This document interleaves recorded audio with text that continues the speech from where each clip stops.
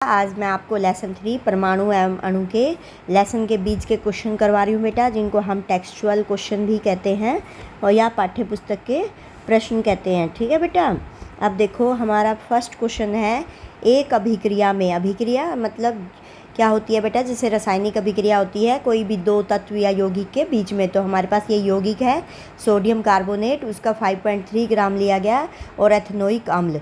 तो ये दो जो यौगिक हैं ये क्रिया कर रहे हैं आपस में, और फिर क्या बना रहे हैं बेटा, इससे मिल रहा है हमें कार्बन डाइऑक्साइड, सोडियम एथेनोइट और जल मिल रहा है। ये इनकी मात्रा दी गई है, इतनी इतनी हमें मिली है। अब ये हमें दिखाना है, इस अभिक्रिया द्वारा दिखाइए कि यह परीक्षण द्रव्यमान संरक्षण के अनुरूप है। द्रव्यमान संरक्षण का नियम क्या होता है बेटा, जो कोई भी दो तत्व या यौगिक जुड़ते हैं तो क्या होता है, ना तो उनका सृजन होता है और ना ही उनका विनाश होता है। मतलब उनका द्रव्यमान जितना होता है उतना ही रहता है। तो ये है द्रव्यमान संरक्षण का नियम। किसी भी तत्व यौगिक का जितना द्रव्यमान है, अगर वो जुड़ भी जाएं तो बेटा उनका जोड़ के बराबर ही रहेगा, उनका उसमें से कुछ भी कम नहीं होगा, ज़्यादा नहीं होगा। ठीक है बेटा। अब इस अभिक्रिया द्वारा हमें ये दर्शाना है कि ये द्रव्यमान संरक्षण के अनुरूप है, यानी कि left hand side equal to right hand side. अब जो दो चीज़ें ये बेटा मिल रही हैं ये क्या होते हैं, अभिकारक, इनको हम कहते हैं अभिकारक। तो यहाँ लिखा गया अभिकारकों का द्रव्यमान। और जो ये बाद में मिलते हैं, जैसे ये तीन चीज़ें मिली हमें, कार्बन डाइऑक्साइड, सोडियम एथेनोइड और जल, ये क्या होते हैं बेटा, उत्पाद होते हैं। इन्हें हम कहते हैं उत्पादों का द्रव्यमान। तो यहाँ आप डायरेक्ट भी लिख सकते थे उत्पादों का द्रव्यमान।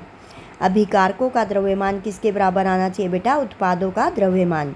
चाहे कोई रिएक्शन हो रही है लेकिन उनका जो द्रव्यमान है, भार है बेटा, उतना ही रहना चाहिए।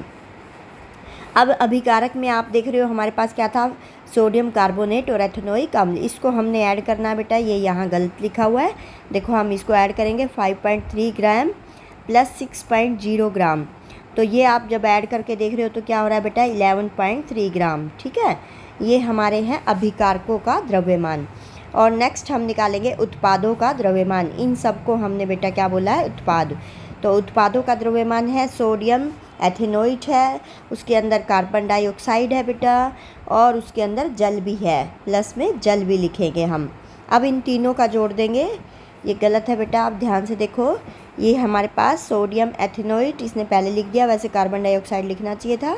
यहाँ पर 8.2 लिखेंगे, ये 2.2 है बेटा कार्बन डाइऑक्साइड, और जल है हमारे पास 0.9। अब इनको ऐड करके देखो बेटा, 9 और 2 11, 11 2 13 हो गया, पॉइंट लग गया, 1 कैरी हुआ, 189 to 11। आप देख रहे हो दोनों का आंसर बराबर आया बेटा। लेफ्ट हैंड साइड थी ये हमारी अभिकारकों का द्रव्यमान, और ये हमारी है राइट हैंड साइड उत्पादों का द्रव्यमान। जब रिएक्शन होती है बेटा तो जो लेफ्ट में होते हैं वो अभिकारक होते हैं, जो ये आपको दिख रहे हैं ये अभिकारक हैं बेटा। ठीक है, अभिकारक कहते हैं इन्हें। और जो ये हमें मिलते हैं रिएक्शन के बाद उन्हें हम उत्पाद कहते हैं। तो ये अभिकारकों का द्रव्यमान बराबर है उत्पादों का द्रव्यमान। ये लेफ्ट हैंड साइड के प्लस करने हैं बेटा, और फिर जो आए हमें उत्पाद के रूप में प्राप्त हुए उनको प्लस करना है। आंसर आप देख रहे हो इक्वल है, तो हम कहेंगे कि यह परीक्षण द्रव्यमान संरक्षण के अनुरूप है। ठीक है बेटा, ये लिखा हुआ है, यह द्रव्यमान के संरक्षण के नियम के साथ सहमति है, या अनुरूप भी आप लिख सकते हो। नेक्स्ट क्वेश्चन है बेटा, हाइड्रोजन और ऑक्सीजन द्रव्यमान के अनुसार 1:8 के अनुपात में संयोग करके जल निर्मित करते हैं।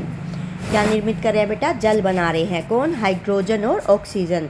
आपको सबको पता है ये होता है वाटर का जल, ये वाटर को हम जल भी कहते हैं, ये होता है इसका अणुसूत्र बेटा। ठीक है, तो इसमें ये अनुपात कैसे आया, 1:8 कैसे आया बेटा। देखो हाइड्रोजन के 2 परमाणु हैं हमारे पास, और हाइड्रोजन का जो भार होता है, परमाणु द्रव्यमान होता है, वो होता है 1, और यहाँ पर संख्या 2 है, तो ये हो गया। और इसका ऑक्सीजन का कितना होता है बेटा, ऑक्सीजन का होता है परमाणु द्रव्यमान 16, हाइड्रोजन का होता है 1, ऑक्सीजन का होता है 16। यहाँ पे है 1 परमाणु, तो इसलिए यहाँ पे गुणा में 1 लगा देना। यहाँ पे गुणा में क्या लगा, 2, क्योंकि 2 हाइड्रोजन परमाणु है। तो ये रेशो हो गया बेटा 2:16, कट करके आपका आ रहा है 1:8। तो ये यहाँ हमारे को दिखा रखा हाइड्रोजन और ऑक्सीजन के द्रव्यमान में अनुपात है बेटा 1:8। ये जल निर्मित कर रहे हैं। अब कह रहा है 3 ग्राम हाइड्रोजन गैस के साथ पूर्ण रूप से संयोग करने के लिए कितने ऑक्सीजन गैस के द्रव्यमान की आवश्यकता होगी। अब आपने यहाँ पे देखा बेटा 1 ग्राम हाइड्रोजन है तो 8 ग्राम ऑक्सीजन है, तो हम लिखेंगे 1 ग्राम हाइड्रोजन से संपूर्ण अभिक्रिया के लिए ऑक्सीजन की आवश्यकता पड़ी 8 ग्राम। तो 3 ग्राम हाइड्रोजन से संपूर्ण अभिक्रिया के लिए ऑक्सीजन की कितनी आवश्यकता पड़ेगी बेटा, यहाँ पे 3 से गुणा कर देंगे 8 × 3, तो ये आपका आ गया 24 ग्राम यानी कि 24 ग्राम। ठीक है बेटा, बिल्कुल आसान क्वेश्चन था। आपको द्रव्यमान दे ही रखा है, इसका अनुपात दे रखा है 1:8। मैंने आपको ये सिखा दिया किस तरह से निकलता है ये, और इसके बाद 3 ग्राम के लिए आपको चाहिए था तो 3 से गुणा कर दिया। नेक्स्ट क्वेश्चन है आपका डाल्टन के परमाणु सिद्धांत का कौन सा अभिगृहित द्रव्यमान के संरक्षण के नियम का परिणाम है। तो डाल्टन का परमाणु सिद्धांत क्या कहता है बेटा, परमाणु अविभाज्य सूक्ष्मतम कण होते हैं। अविभाज्य बेटा मतलब जिनको हम तोड़ नहीं सकते, इतने छोटे कण होते हैं परमाणु जो रासायनिक अभिक्रिया में ना तो सृजित होते हैं। अभी मैंने आपको फर्स्ट क्वेश्चन में बताया था बेटा, जब इनकी अभिक्रिया होती है तो ना तो इनका थोड़ा बहुत इनका द्रव्यमान ज़्यादा होता है और ना ही कम होता है। तो यही है, ना तो वो सृजित होते हैं और ना ही उनका विनाश होता है। सृजित मतलब उसमें कुछ ज़्यादा होना और विनाश मतलब कमी होना। तो यही द्रव्यमान के संरक्षण के नियम का परिणाम है। तो आपने द्रव्यमान संरक्षण में भी देखा कि left hand side equal to right hand side बेटा, ये आपको मैंने क्वेश्चन करके दिखाया था। और डाल्टन का परमाणु सिद्धांत भी यही कहता है। तो वो कह रहा है इसकी कौन सी बात द्रव्यमान के संरक्षण के नियम का परिणाम है। तो कौन सी बात है बेटा, परमाणु अविभाज्य सूक्ष्मतम कण होते हैं जो रासायनिक अभिक्रिया में ना तो सृजित होते हैं ना ही उनका विनाश होता है। यह द्रव्यमान के संरक्षण के नियम का परिणाम है। मतलब वो जब आपस में मिलेंगे, रिएक्शन करेंगे, तो जितना उनका द्रव्यमान है बेटा उतना ही रहेगा। ये द्रव्यमान संरक्षण का नियम भी कहता है और डाल्टन का परमाणु सिद्धांत भी कहता है। नेक्स्ट है अब डाल्टन के परमाणु सिद्धांत का कौन सा अभिगृहित निश्चित अनुपात के नियम की व्याख्या करता है। अब निश्चित अनुपात का मतलब क्या होता है बेटा, अभी आपने देखा जो मैंने आपको ये अनुपात सिखाया था, यहाँ पर ये निश्चित ही रहेगा, तो ये बदलेगा नहीं। अगर आप कहीं भी चले जाओगे दूसरे स्कूल में, ये नहीं जाके वहाँ पर जल का अणुसूत्र बदल जाएगा, उसका अनुपात बदल जाएगा। अब जितना परमाणु द्रव्यमान है बेटा वो तो उतना ही रहेगा, चाहे आप फॉरेन चले जाओ, चाहे आप अपने इंडिया में कहीं चले जाओ। तो ये होता है निश्चित अनुपात, जितना दे दिया उतना ही रहेगा, क्योंकि जब द्रव्यमान निश्चित है तो वो उसका रेशो भी क्या आएगा बेटा, निश्चित आएगा। तो इसलिए ये स्थिर अनुपात होता है, इसको हम कहते हैं निश्चित अनुपात, जिसको हम चेंज नहीं कर सकते। ये क्या कह रहा है बेटा, किसी भी यौगिक के परमाणुओं की सापेक्ष संख्या और प्रकार निश्चित होते हैं। तो जितनी संख्या उतनी ही होगी बेटा। डाल्टन के परमाणु सिद्धांत का यह निश्चित अनुपात के नियम की व्याख्या करता है। तो यह अभिगृहित लिख सकते हो आप, बीच में क्या लिख सकते हो बेटा, जो ऊपर क्वेश्चन में पूछा है डाल्टन के परमाणु सिद्धांत का कौन सा अभिगृहित, तो यहाँ क्या लिखोगे आप, अभिगृहित।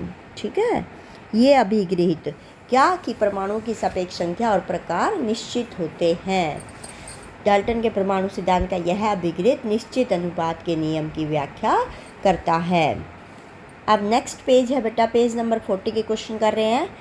प्रश्न है आपका, परमाणु द्रव्यमान इकाई को परिभाषित कीजिए।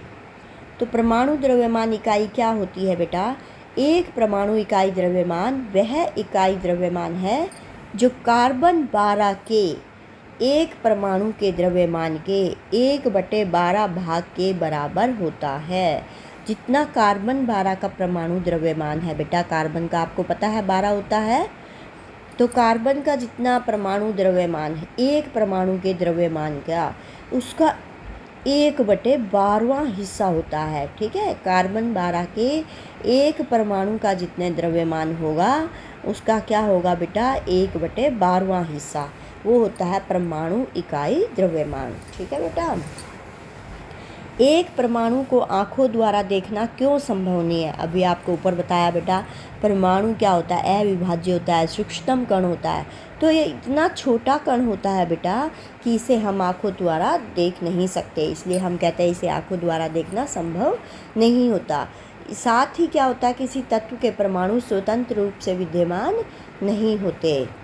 अब नेक्स्ट है आपका बेटा पेज नंबर 44 की क्वेश्चन है, बिल्कुल इजी है और वेरी इंपॉर्टेंट है बेटा, ये पेपर में सोचिए ये ज़रूर से ज़रूर आएंगे। पेज नंबर 44 कर रहे हैं बेटा, निम्न के सूत्र लिखिए। अब ये सूत्र लिखने हैं बेटा, सोडियम, एक तो सबसे पहले आपको 20 तक एलिमेंट याद करने हैं बेटा, उनके संकेत याद करने हैं और संकेत के साथ परमाणु संख्या, तभी आपको ये सूत्र लिखने आएंगे। सोडियम का होता है बेटा Na और ऑक्सीजन का होता है O। अब यहाँ पे ऑक्साइड है तो ये O लगता है पीछे। अब यहाँ पर आप ये देख रहे हो बेटा 2 क्यों आया, ये आपको पता होना चाहिए। अब सोडियम है बेटा, सोडियम में क्या होता है, सोडियम की परमाणु संख्या होती है 11। अब इसका इलेक्ट्रॉनिक वितरण करेंगे 2 8 1, तो जो ये बाह्यतम कक्ष में इलेक्ट्रॉन होते हैं वही इसका क्या होता है बेटा, संयोजकता होती है। तो इसलिए इसके ऊपर लगता है 1 + 1। अब 1 को हम चाहे लगाएं ना लगाएं, ये 1 हो गया बेटा। अब ऑक्सीजन में देखो, ऑक्सीजन की जो परमाणु संख्या है 8 होती है बेटा। अब इसको देखो, हम इसको ऐसे करेंगे इलेक्ट्रॉनिक वितरण 2 और 6, तो इसमें इसको 8 इलेक्ट्रॉन पूरे करने हैं। जब 4 तक होगा तो बेटा वही लेंगे, 4 से ज़्यादा होगा तो इसको 8 में से माइनस कर देंगे, तो इसकी संयोजकता होगी बेटा 2। अब यहाँ पर लगेगा +2, O के पास क्या लगेगा +2, इसकी ये आ गई संयोजकता। अब ये इंटरचेंज हो जाता है बेटा, जो ऑक्सीजन की आई वो तो सोडियम पे लगेगी और जो सोडियम की आई वो ऑक्सीजन पे लगेगी, इसलिए यहाँ पर 2 लग गया बेटा ऑक्सीजन का और सोडियम का 1 लग गया, जो हम नहीं दिखाते, इसलिए ये यहाँ पर आया है। इसी तरह से बेटा एक और समझा देती हूँ आपको, बाकी सब इसी तरह लिखे जाएंगे पूरे लेसन में। एल्यूमिनियम क्लोराइड, अब एल्यूमिनियम का याद होना चाहिए बेटा Al होता है और क्लोराइड के लिए Cl मतलब क्लोरीन यूज़ करना। पीछे जाके जब लास्ट में लिखते हैं तो वो क्लोराइड बन जाता है, ऐसे ऑक्सीजन को पीछे लिखते हैं तो ऑक्साइड बन जाता है, ये आपको याद रखना पड़ेगा। जैसे सल्फ़र को लिखेंगे तो सल्फाइड बन जाएगा, ठीक है बेटा। अब ये AlCl3 क्यों आया, अब Al की आपको परमाणु संख्या याद होगी तभी आप लिख सकते हो बेटा। अब Al की आपको याद रखनी है, परमाणु संख्या होती है 13। 13 को हम इलेक्ट्रॉनिक वितरण में डिवाइड करेंगे तो ये आया 3। मैंने कहा 4 तक आए तो बेटा यही संयोजकता होती है, तो ये हो गया Al + 3, ठीक है। अब नेक्स्ट हमारे पास आया बेटा, अब ये देखो बेटा, ये किसी को दे रहा है, ये 1 देगा तो ये प्लस लगाते हैं और ये किसी से लेगा, इसने अपने क्या करने हैं 8 में से 6 घटा देने, 2 और ले लेगा ये किसी से, तो यहाँ पर क्या हो जाता है बेटा नेगेटिव हो जाता है, ये भी आपको ध्यान रखना है। अगर देते हैं तो क्या होता है बेटा पॉजिटिव होता है और लेते हैं तो क्या होता है नेगेटिव हो जाता है, ये बात भी आपको ध्यान रखनी है। अब देखो ये देगा, जो बाहर वाले से डायरेक्ट मिलते हैं वो देता है बेटा, तो ये हो गया +3 हो गया, एल्युमिनियम के बाद क्या हो गया +3। नेक्स्ट है क्लोरीन। अब क्लोरीन की परमाणु संख्या होती है बेटा, ये आपको याद रखनी पड़ेगी। क्लोरीन की परमाणु संख्या आपके पास आएगी 17। 17 को डिवाइड करोगे 2 8 7, मैंने कहा यहाँ 4 से ज़्यादा हो जाए तो बेटा इसको 8 में से माइनस कर दो, यानी कि ये किसी से 1 लेगा तो यहाँ माइनस लग जाता है, ठीक है बेटा। अब जो यहाँ हम लिखते हैं सूत्र में, वहाँ पे माइनस कुछ नहीं लिखना, हमने केवल इसकी संयोजकता देखनी है। अब एल्युमिनियम की आई 3 तो वो लिखनी है हमने क्लोरीन के साथ, और क्लोरीन की आई 1 तो ये लिखनी है हमने एल्युमिनियम के साथ। ये माइनस साइन नहीं देखेंगे बेटा, ये ध्यान रखना है। जब 8 में से माइनस करते हैं इसका मतलब वो किसी से इलेक्ट्रॉन लेगा, तो उसको 8 पूरे करने हैं तो 2 और लेगा, लेने के लिए माइनस लगता है, ठीक है बेटा, क्या लगता है माइनस लगता है, ये आपको ध्यान रखना है। लेकिन जब यहाँ हम उसका सूत्र लिख रहे हैं तो इसमें हम माइनस का प्रयोग नहीं करते, क्लियर है बेटा। इसी तरह सोडियम सल्फाइड, सोडियम का आपको बताया, यहाँ पे बेटा सल्फाइड सल्फ़र है तो सल्फ़र के 16 होते हैं, 2 8 6 आएगा, 2 8 6 में फिर यही ऐसे बन जाएगा लास्ट वाला, तो ये 2 आ जाएगा, इसलिए Na2S आ गया। ऐसे मैग्नीशियम हाइड्रोक्साइड में Mg वे +2 आता है बेटा, क्योंकि 12 होता है, 2 8 2 आ गया, तो इसलिए इस पर 2 आया और 2 यहाँ लिखा गया। और ये हाइड्रोक्साइड होता है बेटा, OH को क्या कहते हैं, हाइड्रोक्साइड, और इस पे ऐसे आयन होता है OH माइनस। ठीक है, ये ध्यान रखना है, OH माइनस होता है, क्लोरीन पे Cl माइनस होता है। ये ऐसे प्रैक्टिस करोगे बेटा तो आपको याद हो जाएंगे। ठीक है, ये इनके लिखने थे आपको सूत्र, वेरी वेरी इंपॉर्टेंट है बेटा, इनमें से ज़रूर एक क्वेश्चन तो आपका आना ही है। निम्नलिखित सूत्रों द्वारा प्रदर्शित यौगिकों के नाम लिखिए।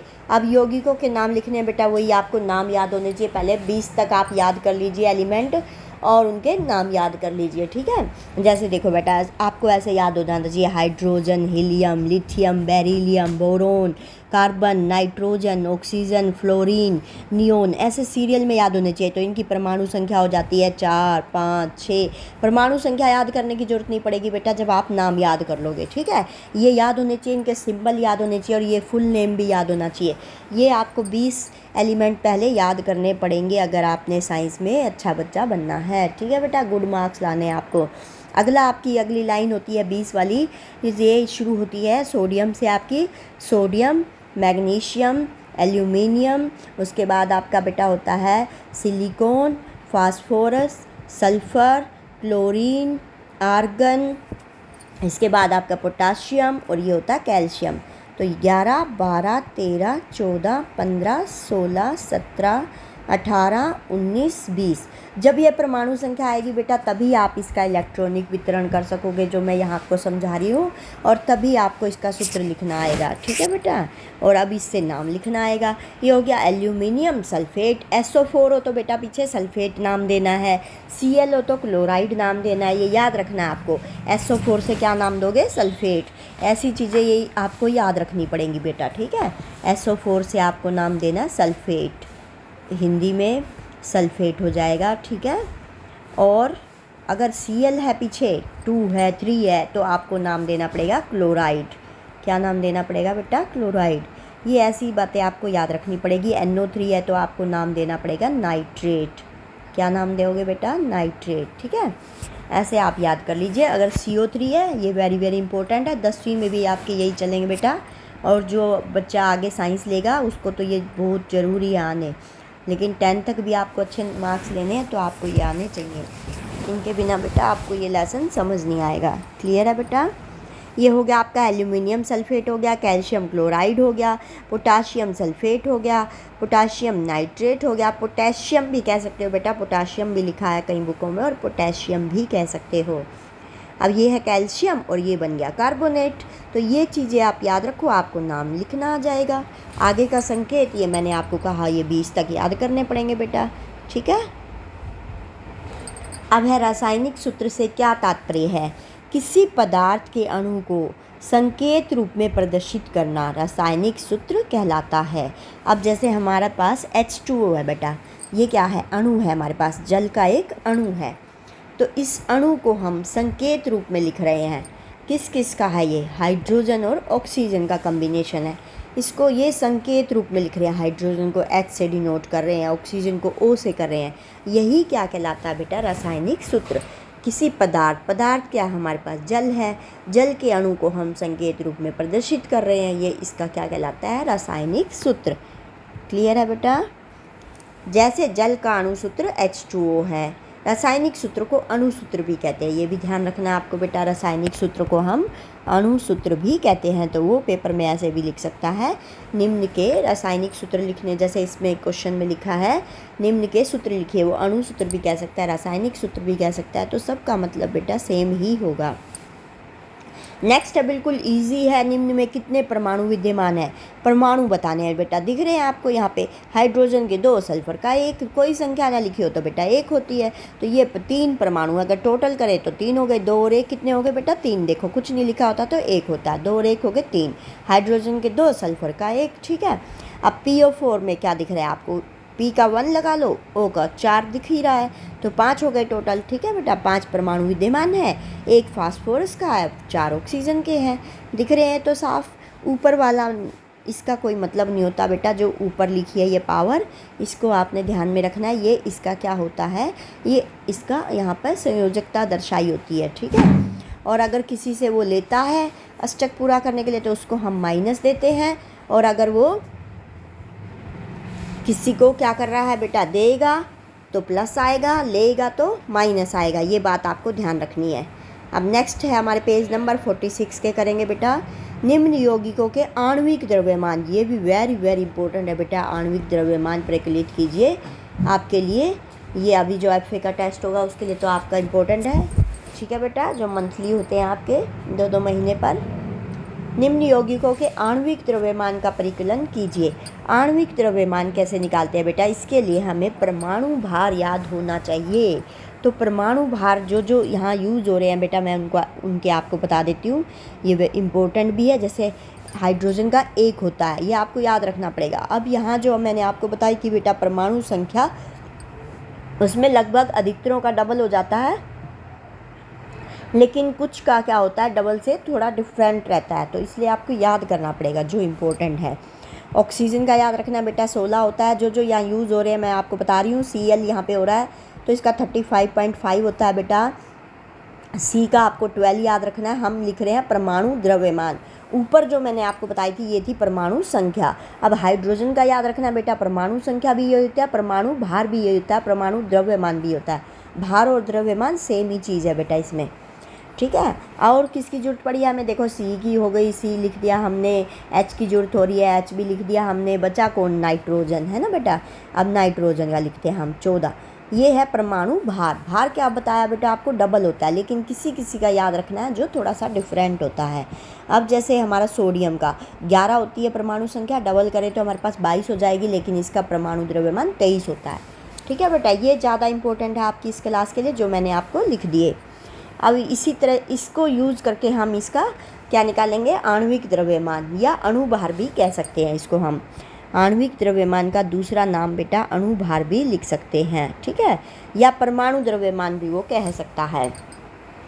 परमाणु द्रव्यमान क्या होता है बेटा, वो सिंगल का होता है, और जैसे ये सिंगल है तो यहाँ परमाणु द्रव्यमान भी बोल सकता है, लेकिन यहाँ पर क्या है, यहाँ 2 चीज़ें मिल गई तो इसलिए ये अणु ही कहलाएगा। आणविक द्रव्यमान, अणु द्रव्यमान या अणुभार, ठीक है, सबका मतलब सेम है।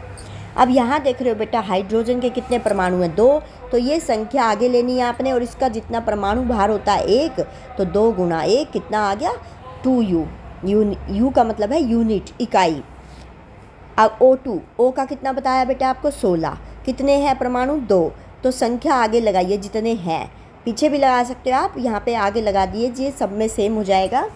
गुना में क्या लिखना है, 16। 16 क्या है इसका परमाणु भार। इसी तरह Cl2 का, तो 2 गुना Cl का मैंने आपको बताया 35.5, तो यहाँ पे 35.5 का यूज़ करेंगे बेटा, मल्टीप्लाई करेंगे, 35 दूनी 70 होता है, और 0.5 का डबल 1 हो गया, तो ये आपका हो गया 71 यूनिट, ठीक है। CO2 का तो क्या करना है बेटा, C का भी लेना है और O का भी, और फिर बीच में प्लस लगाना है। अब C के कितने परमाणु दिख रहे हैं, 1 दिख रहा है बेटा, तो आप 1 ऐसे यहाँ इनटू में लगा सकते हो, और परमाणु द्रव्यमान होता है 12। O2 के, O के 2 परमाणु दिख रहे हैं तो 2 लगाइए, और इसका परमाणु द्रव्यमान होता है 16, तो ये इनको जोड़िए, 1 गुना 12 12 आया बेटा, और 16 दूनी 32 आया, 32 और 12 को जोड़िए तो आंसर आपका आ गया 44U। क्लियर है बेटा।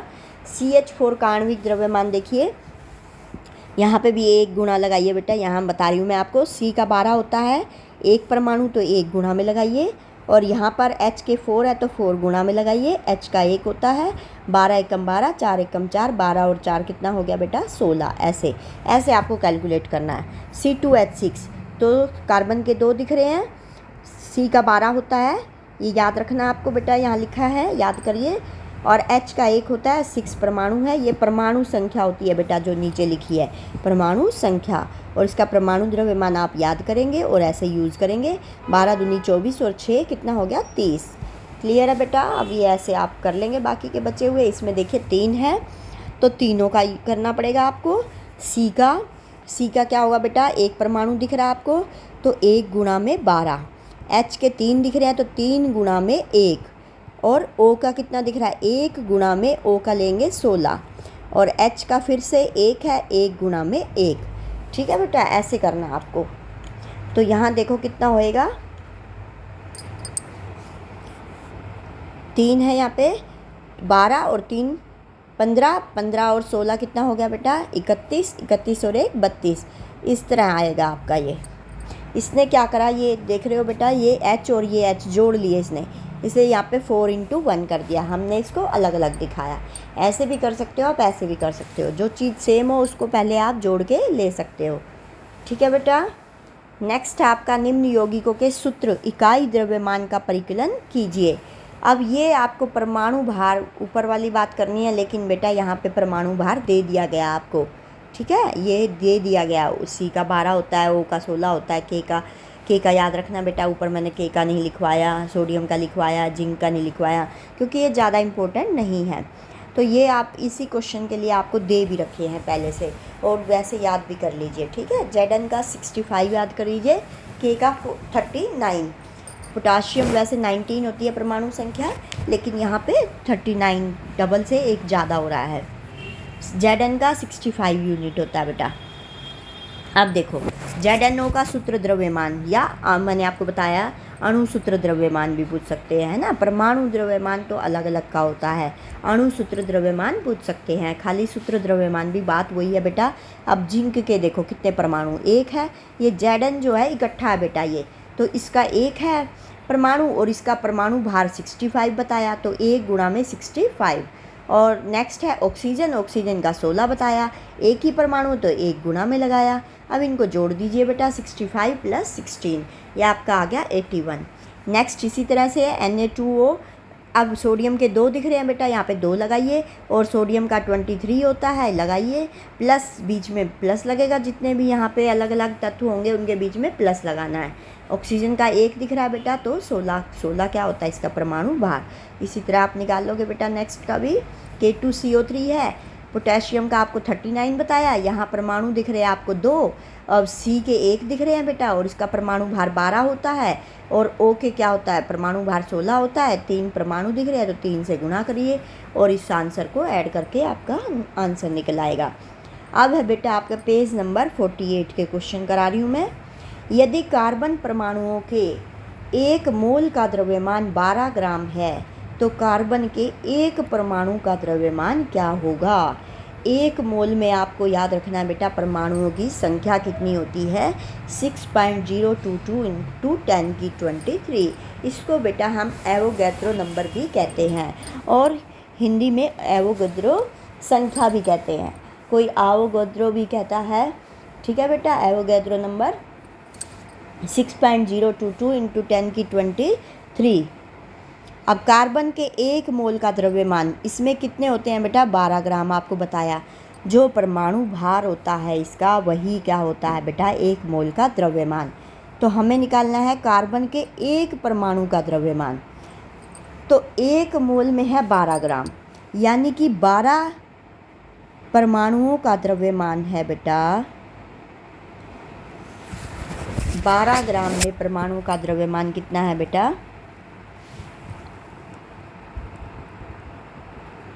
6.022